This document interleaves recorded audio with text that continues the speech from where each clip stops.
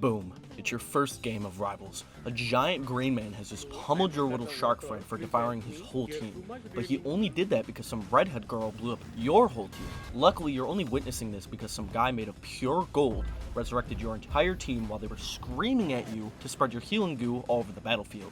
Welcome to the Ultimates of Rivals. Unlike other game developers, these guys could give zero fucks if something is broken. You say why? Why did my teammates select that guy that stretches until you realize Pyrocynical chose him? Oh, now it makes sense. 22 out of the 35 ultimates in this game make me want to turn my monitor into a pretzel. So to remedy this, I will be ranking them from bad to good, nerf to rework, so you'll stop throwing my games. Before we get into this, let me say, last video people were not happy with my categorizations, so I'll make this clear. I am the ultimate authority. And only 0.1% of you are subscribed, so if you enjoy these videos, they take a long time to make, so make sure to subscribe. Adam Warlock.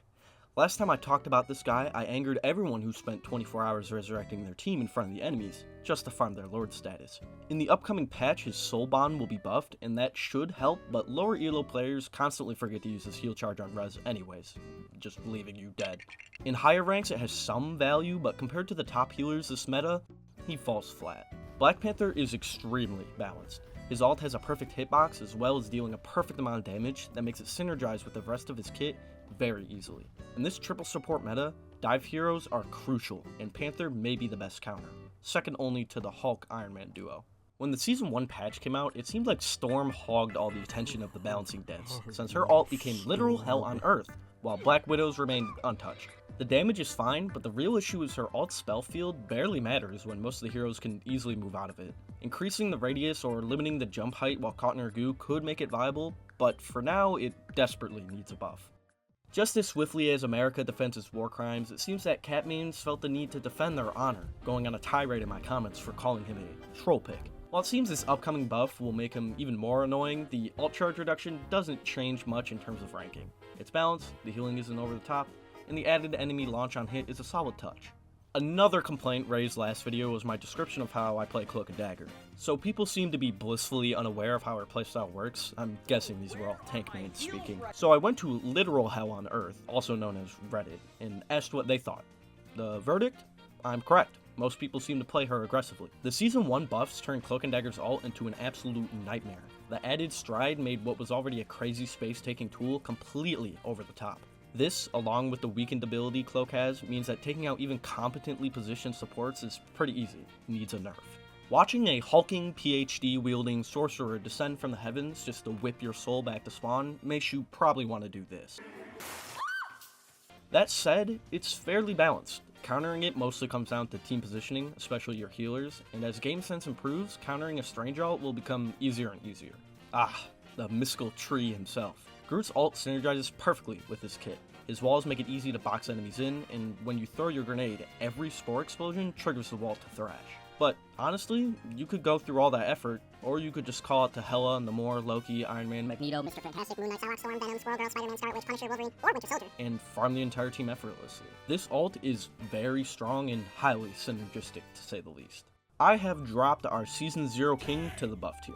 While Hawkeye isn't completely unviable, especially if RK has anything to say about it, he's definitely taken a hit, and his ult has suffered alongside him.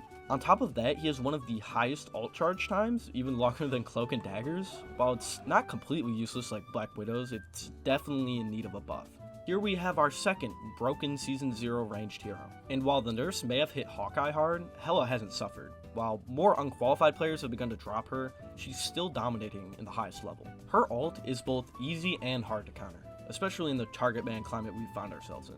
Don't get me wrong, it's not broken, just very well balanced in the hands of a right player. Monster Hulk originally felt underwhelming. The damage, cooldowns, and extra health were solid, but the transformation animation just gives enemies too much time to reposition. But since Season 0, players have realized that his knockback is insane for creating space and clearing enemies. This essentially makes him a super space-taking tank, able to push back entire teams and retake the payload.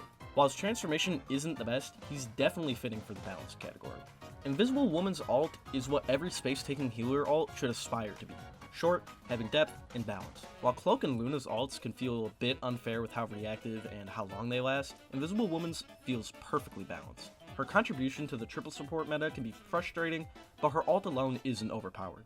Iron Fist is a solid pressure duelist, but compared to the other melee duelists, he's severely lacking. While it's true that his ult isn't bad, in the right hands of a skilled one-trick, the damage boost and ability cooldown reduction are 100% valuable. However, the rest of his kit doesn't quite support him enough, so I'd place him at the bottom of balanced tier.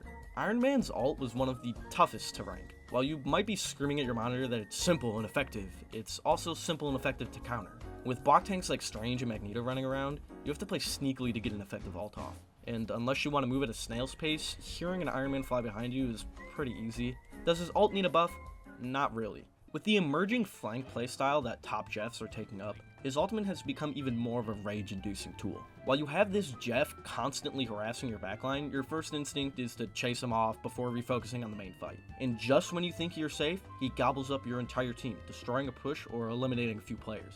Even with the emerging playstyles, I don't see this ult even being broken in the near future. Ranking Loki might seem impossible since he's quite literally every ult in the game. Despite that, they managed to balance it out with handing him a 3700 ult charge time, making it the 6th highest in the game. This would land Loki in the very good tier. Just that stat alone prevents what could have been a game-breaking ult in a game of game-breaking ults. Luna's ult functions similarly to the other healer ults, but she has one key advantage: reactiveness. Cloak and Dagger and Invisible Woman can pop their ults to shut down enemy aggression, but sometimes those openings can be countered or broken through, ruining your push. Luna's ult, on the other hand, activates so quickly that she can salvage nearly any dangerous situation before it spirals out of control. While the space taking and control of an Invisible Woman or Cloak and Dagger ult is valuable, the reactiveness of Luna's ult is invaluable, putting her in the very good tier.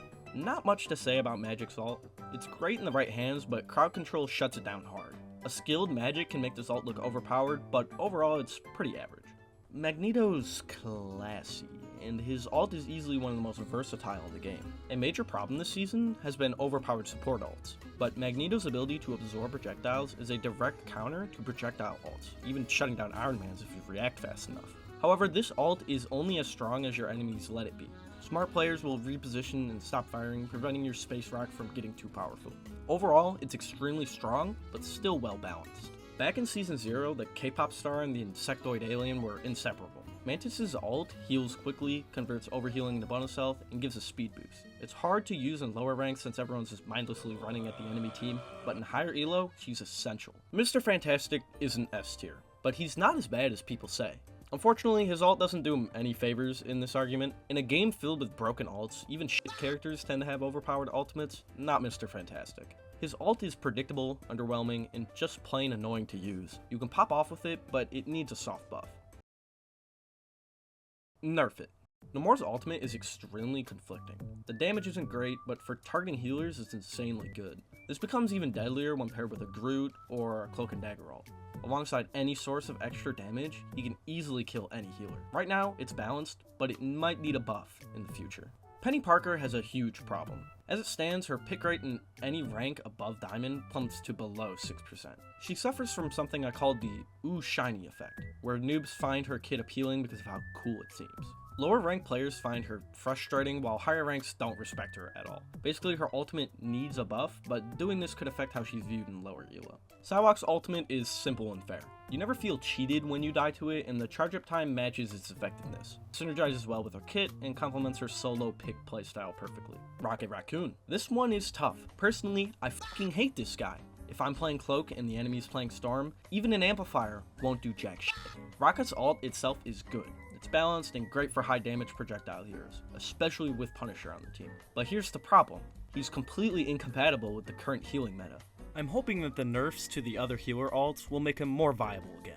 This upcoming patch has a health buff to Scarlet on ult. To me, this still seems like it won't be good enough unless they add a bit of movement speed. And people who don't suck at hitting their CC attacks can easily hit a Scarlet Witch. Not to mention the Strange and Magnetos running around, and it concocts a perfect meta that defies Scarlet Witch's ult. Spidey's ult is insanely good, and my pick for the best dive ultimate in the game. Since Spidey's dive is much more annoying than fatal in most cases, especially if the enemy team are trying to counter you, this ultimate is a perfect fix for that. His fast movement speed means that finding openings to use your ultimate is really easy, and the fact that it CCs as well is a bonus, meaning your teammates can chip in to kill the tankier characters. After the Season 1 buffs, Squirrel Girl's ultimate aligned much better with the rest of her kit. Squirrel Girl's kit is very good at poking the backline, so an ultimate that can just go back there and kill them for you is really good. Even if your ult doesn't kill anyone, it's really good for creating chaos that tanks or DPS will have to stagger, making an opening for your team. Starlord's entire kit relies on this idea of insurmountable pressure. You're constantly being harassed by this blonde freak. His ult complements this well and is very balanced. The long starting animation doesn't take away from the fact that if you're not positioned well, you can be absolutely beamed. Storm was one of the worst heroes in Season 0 and still has a pretty low pick rate. In spite of all of this, her ult has remained as one of, if not the most oppressive DPS ults in the entire game. The current counter to a Storm ult is wasting an entire support ult, so it is no one's surprise that it needs a nerf. Thor's ultimate is balanced, not much to say about it. Unique mechanic for the kit and is really effective for taking out squishies with no support. Punisher ult lands in the balanced tier. It's a bit strong right now since the simplicity of the ult and the pure oppressiveness means that one good healer will pretty much keep him up while the ult's going. It's not broken by any regards, but I think as more characters get added, Punisher will definitely start to counter them more and more. With the upcoming changes to Venom, his ult will now deal knockback inward and take less time to charge. This makes it easier to receive those 19 inches of Venom you've always wanted. I think that he'll probably need another buff sometime in the future. After being brainwashed for 20 years, Bucky Barnes was finally released from his prison at Hydra. After escaping, he gained the magical ability to shoot out his red plasmatic juice all over the enemies, and scream again, again, again. This ult may possibly be one of the most fair ultimates in the game. When you get fucked by it, you really get fucked by it.